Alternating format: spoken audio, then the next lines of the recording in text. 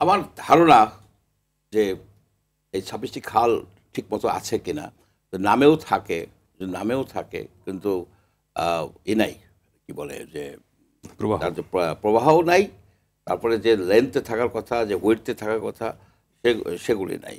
এখন আপনি যদি দেখেন যে জেমস রেনেলের যে ঢাকার ম্যাপ, সেই ১৬৬০ খ্রিস্টাব্দের দিকে, সেখানে অনেক ছিল।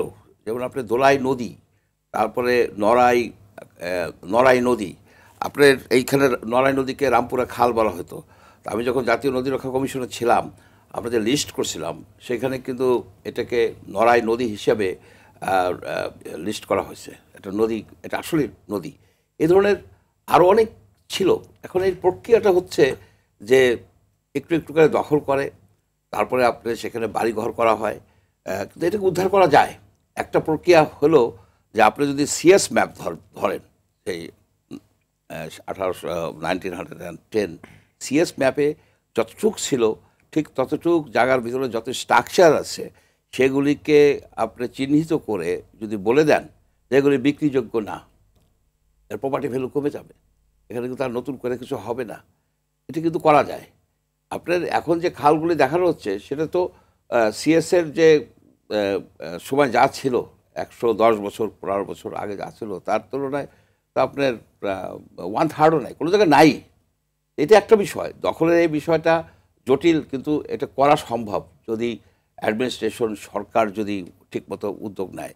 আরেকটা বিষয় হচ্ছে খুবই গুরুত্বপূর্ণ, যে খাল শুধু উদ্ধার করলেই হবে না, শুধু প্রবহমান করলেও হবে না। খাল দেখতে হবে যে পানির কোয়ালিটিটা কী। পানি তো এখানে যে দূষণ, কেমিক্যাল কেমিক্যাল পলিউশন এবং অর্গানিক পলিউশন, এটার যদি সলিউশন আপনি না করেন, তাহলে কিন্তু ঢাকার নদীগুলিকেও আপনি বাঁচাতে পারছেন না।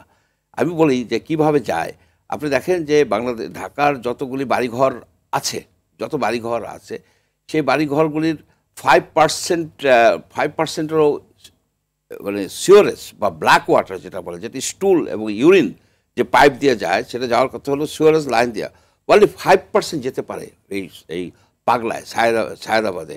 আর বাকি 95% স্ট্রম ড্রেন আছে। যেসব স্ট্রম ড্রেন হচ্ছে যে বৃষ্টি হলে যে পানিটা যাতে তাড়াতাড়ি আপনার লেকে, খালে যেতে পারে, সেই স্ট্রম ড্রেনের সাথে কিন্তু কানেকশন দেয়া। এটা আমি অনেকবার বলেছি। ওয়াসার যে এমডি ছিল এবং আমাদের যে মেয়র ছিলেন, তো প্রাক্তন মেয়র ছিলেন আতিকুল ইসলাম, এবং আমি ইনফ্যাক্ট তাদেরকে আমি থ্রেটও করছিলাম যে তারা তো আইন ভঙ্গ করতেছে, রিপিট অফেন্ডার, এনভায়রনমেন্ট লয়ার, তারা 6 মাসের জেল দেওয়ার কথা আমি থ্রেট করছিলাম। কিন্তু কিছুদিন কাজ করছে, আতিক সাহেব কিছু কাজ করছে, এটা নিয়ে বেশ কিছু উদ্যোগ নিয়েছিলেন। কিন্তু এখন যেটা হয়েছে যে আপনি এই 1 কোটি লোক এই যে তুরাগ, বুড়িগঙ্গা, এই টঙ্গী খাল এবং শীতলক্ষার অংশ, এর ভিতরের যে দ্বীপের মতো জায়গাটা, এটা হচ্ছে প্রায়, আমি ধরে নিই 1 কোটি লোক আছে। 1 কোটি লোকের প্রতিদিন 50 লাখ কেজি স্টুল উৎপাদন হয়, 1 লাখ কেজি লিটার আপনার ইউরিন উৎপাদন হয়। এটা কোনোদিন বন্ধ থাকে না, এভরিডে। তো এগুলি যায় কোথায়? সবগুলি যাচ্ছে। শুধু না, আপনি শুধু ওই কথা বললেন, কিন্তু আপনি ব্যাটারির কথা চিন্তা করেন, এই ব্যাটারির লিড এবং এই যে যে অ্যাসিড জাতীয় যে বর্জ্যগুলো, সেগুলো তো প্রতিনিয়ত এই খালে আপনি পড়ছে, যাচ্ছে। আপনার ঢাকার ভিতর থেকে ইন্ডাস্ট্রিয়াল পলিউশন কম, ঢাকার বাইরের দিক থেকে আপনি যেমন গাজীপুর, টঙ্গী, এইসব জায়গার থেকে যেগুলি আসতেছে নদীতে, আপনার এখন একটা ক্রুশিয়াল ডিসিশন নিতে হবে যে আমি কি এই খালকে প্রথমে দূষণমুক্ত করব, নাকি নদীগুলিকে দূষণমুক্ত করব।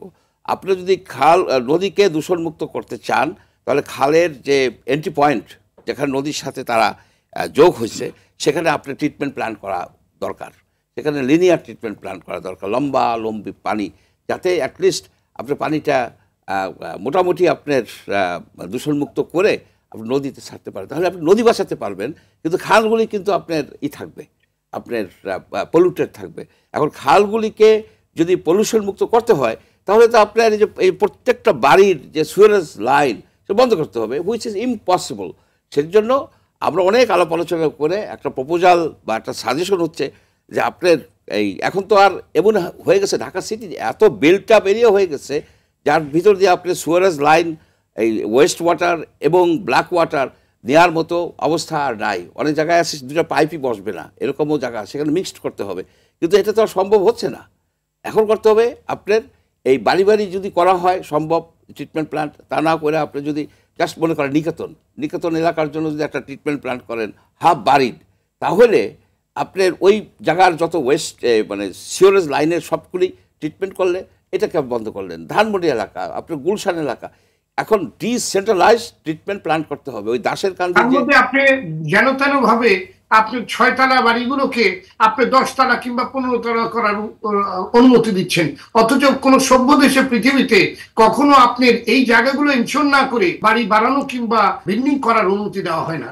অথচ যত্রতত্র ভাবে যার ইচ্ছা, এবং সেই আবাসন ব্যবসায়ীদের স্বার্থেই বিগত দিনগুলোতে দেখা গেছে রাজুক সেভাবে তাদের কথা অনুযায়ী কাজ করেছে। আপনি একটা শুধু অ্যাড করি পয়েন্ট, সেটা হচ্ছে যে কোন দেশে আছে 3,500 কোটি টাকা দিয়ে আপনি একটা সেন্ট্রাল ট্রিটমেন্ট প্ল্যান্ট করলেন দাসের কান্দিতে, উইদাউট বিল্ডিং দি সিওরেজ লাইন।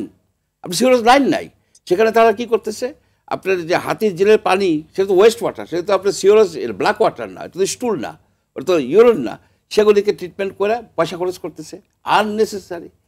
এখানে যে রাষ্ট্রের যে ঢাকা সিটিকে এই সব মেয়র, এই সব ওয়াসা, এই সব রাজুক এবং এইসব পলিটিশিয়ান একেবারে হত্যা করছে। এখানে আপনার যে কোনো সময় এই খালের পানি, এই চারিদিকে সব নদ নদীগুলির পানি সবসময় এটা আনসেফ থাকে। It is not safe for use. আপনি এখানে নামতে পারবেন না, এখানে আপনি পানিতে সাঁতার কাটতে পারবেন না, এই পানি unfit for fish production, agricultural use. আমরা একটা বিষাক্ত নগরীতে আমরা বাস করতেছি। এখানে বলা হচ্ছে যে 62টা ডিস্ট্রিক্টে 62টা নদীই করবে। কীরকম কথা?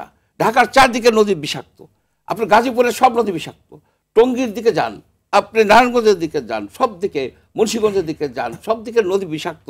এটাকে একটা নদী করবেন এই সব ডিস্ট্রিক্টে? এখানে ব্যাপকভাবেই করতে হবে এবং লেন্থ অফ পলিউটেড। আমার প্রশ্ন আপনার কাছে, আমাদের নীতি নির্ধারক কিংবা যারা মনে করেন আপনার বিভিন্ন প্রতিষ্ঠানে কিংবা বড় বড় দায়িত্বে থাকে, তাদের মধ্যে কেন আপনার এই পরিবেশ নিয়ে কিংবা মানুষের বেঁচে থাকার যে অধিকার সেটা নিয়ে, মানে এই যে পরিবেশ সংক্রান্ত কেন এত বড় উদাসীনতা? আপনি দেখেন, আপনি মেট্রো রেল বানাবেন, আপনার জায়গা লাগবে, আপনি পার্কগুলোকে বানায় ফেলেন সেগুলোর জন্য খামা, মানে সেগুলোর স্টোরেজ বানায় ফেলেন। আপনি দেখেন ফার্ম গেটের যে পার্কটা কিংবা বিভিন্ন পার্কগুলো দেখেন, যেখানে অন্তত একটু শ্বাস নেওয়ার জন্য কিছু গাছ ছিল, সেগুলোর উপরেই তাদের চোখ। কেন এই ধরনের মন মানসিকতা কেন? এখানে আমি দেখছি যে বহু জায়গায় গেছি যে সিমেন্টের কাজ করতে পারলে এখানে অ্যাডমিনিস্ট্রেশনের লোকজনকে ঠেকায় রাখা যায় না।